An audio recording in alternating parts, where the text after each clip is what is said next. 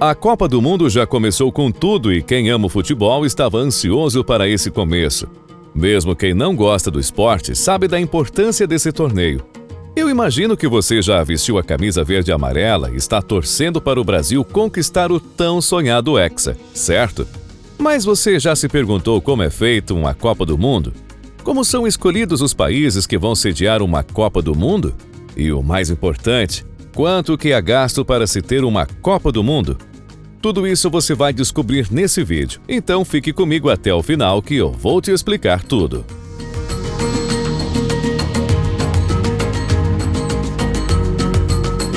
A Copa do Mundo é uma paixão dos amantes do futebol. É um torneio que reúne torcedores do mundo inteiro. Quem nunca se reuniu com a família, enfeitou as ruas ou fez um almoço só para assistir o Brasil jogar uma Copa? Pois é esse o sentimento que uma Copa do Mundo desperta nos torcedores. O historiador Johan Huizinga, em seu livro Homo Ludens, que significa homem que joga ou homem que se diverte, diz que a prática de jogar e a competitividade esportiva são elementos essenciais de uma cultura. E deve ser exatamente por isso que o futebol se popularizou tanto nas mais variadas culturas ao redor do mundo. Mas voltando às raízes, o futebol teve início na Inglaterra. Durante muito tempo, a Inglaterra ficou sendo o principal centro do esporte no mundo. Em 1872, aconteceu o primeiro confronto internacional, tendo como protagonistas os ingleses e a Escócia. Apesar de ter sido um jogo histórico e super importante para a história do futebol, terminou com um placar nada chamativo de 0-0. Fora das Ilhas Britânicas, o mundo só foi ter um jogo internacional em 1902. Jogo esse que foi protagonizado por Argentina e Uruguai, terminando com o placar de 6-0 para os hermanos. Confronto que gerou rivalidade entre as duas seleções, sendo conhecido até hoje como o Clássico do Rio da Prata. 2 anos depois, em 1904, o futebol ganhou uma federação internacional, a FIFA, que é a responsável pelo esporte no mundo todo até os dias de hoje. Com a criação da FIFA, surgiu também a necessidade de criar campeonatos entre seleções. 4 anos depois, em 1908, o futebol passou a ser um esporte oficial nas Olimpíadas de Londres. Até 1930, a Olimpíada era a principal competição entre seleções de futebol. Os britânicos até essa época haviam ganhado 2 campeonatos, seguidos pela Bélgica, que havia ganhado 1 campeonato, e pelo Uruguai, que dividia o trono com a Inglaterra com 2 campeonatos, seleção que leva o apelido até os dias de hoje de Celeste Olímpica. Com incentivos nas escolas britânicas, muitos esportes que usavam algum tipo de bola passaram a ser populares na Inglaterra e no mundo. Exemplos são o futebol rugby, o futebol gridiron, o futebol gaélico e o futebol australiano. Outros jogos que possuíam bola com bastão resultaram no cricket e no beisebol. No Brasil, o futebol começou a ser conhecido ainda em 1894 através de Charles Miller, filho de um ferroviário escocês que trabalhava aqui. Ele foi responsável por trazer algumas bolas da Europa. Em 1924, a FIFA decidiu dar os primeiros passos para tornar o futebol um esporte profissional. 4 anos depois, em 1928, foi proposto o primeiro torneio entre seleções com jogadores profissionais. Um dos grandes responsáveis por esse torneio foi o então presidente da FIFA, Jules Rimet. Talvez você já tenha ouvido esse nome sem saber de quem era, já que a taça da Copa do Mundo leva esse nome. Em 1930, o planeta conheceu a primeira Copa do Mundo. Sediada no Uruguai, a Copa teve como vencedora a própria seleção local. Na ocasião, 13 países participaram do torneio, diferentemente de como é hoje, em que 32 países fazem parte da disputa. Os participantes foram divididos em 4 grupos na primeira fase. Foram classificados os primeiros colocados de cada grupo. Mas e hoje em dia? Quanto custa para sediar uma Copa? Será que ainda vale a pena?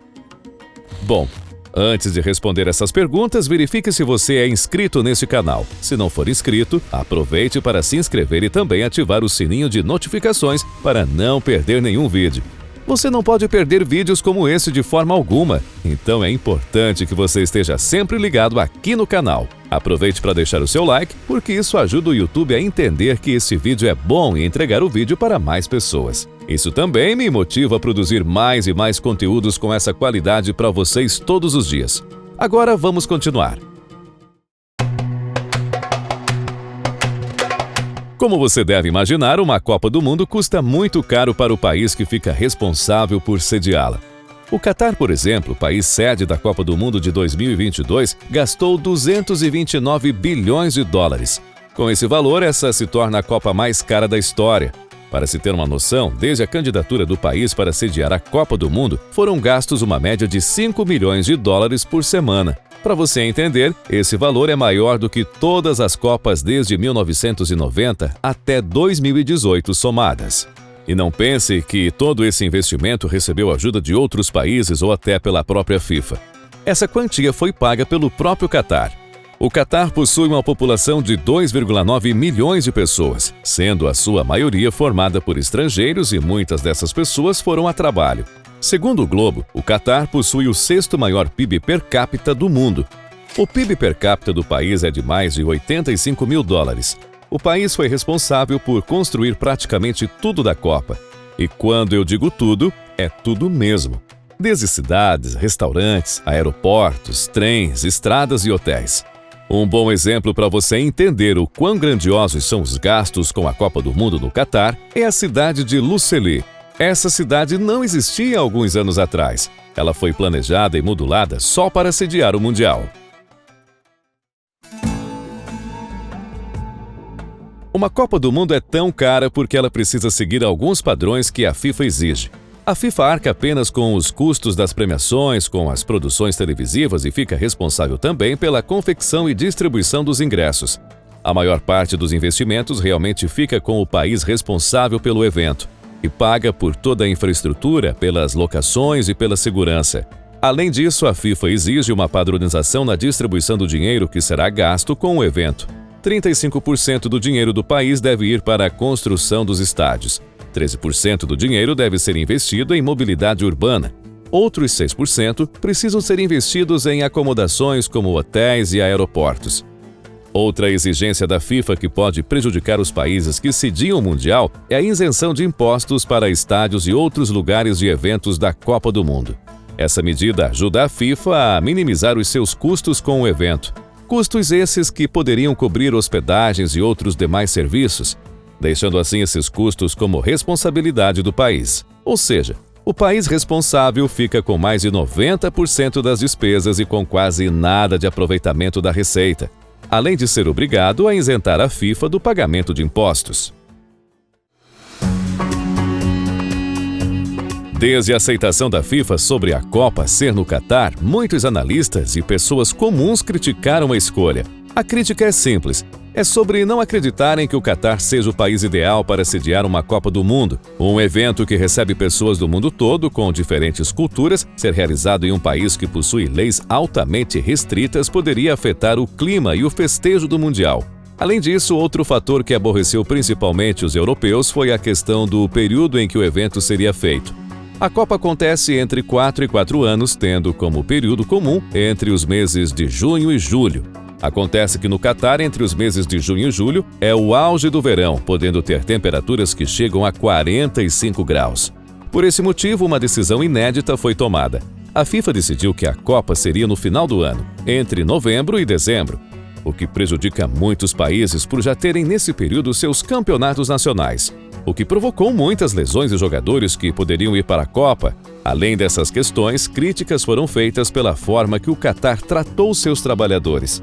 No ano passado, o jornal britânico The Guardian reportou que 6.500 trabalhadores migrantes do sul da Ásia morreram no Catar desde que o país foi escolhido para sediar a Copa do Mundo em 2010. Sendo que a maioria estava envolvida em trabalhos perigosos e com baixos salários, muitas vezes realizados em condições de precariedade. Como a Copa do Mundo está rolando no Catar, não podemos dizer como que o país vai ficar depois de sediar este evento. Mas nós podemos olhar para o que aconteceu aqui no Brasil. Em 2014, o Brasil sediou a Copa do Mundo. Eu sei, ninguém engoliu aquele 7-1 até hoje. O país estava em um péssimo momento político e econômico. Muitos escândalos surgiram na época, principalmente com obras superfaturadas. Obras que poderiam custar valores muito menores do que foram gastos. No estádio Mané Garrincha, por exemplo, foi cogitado um gasto de 500 milhões de reais. Porém, o gasto real com as obras do estádio chegou a 1,5 bilhões de reais. Fora que muitas construções foram demolidas e não reaproveitadas depois do término do evento. Segundo a última matriz de responsabilidades da Copa de 2014, divulgada em dezembro daquele ano, o gasto total foi de 27,1 bilhões de reais, 10,1 bilhões de dólares na cotação da época. O que nos faz questionar se realmente existe vantagem para a população de um país que vai sediar uma Copa do Mundo. Se a resposta for sim, para quem é vantajoso? Não vimos sequer aumento de empregos depois da Copa do Mundo. Tanto dinheiro gasto que poderia ter sido investido em saúde, educação e segurança. Mas, infelizmente, ainda tivemos que ouvir de um dos maiores gênios do futebol que Copa do Mundo não se faz com hospital. E parece que ele estava certo. Não fizemos os hospitais.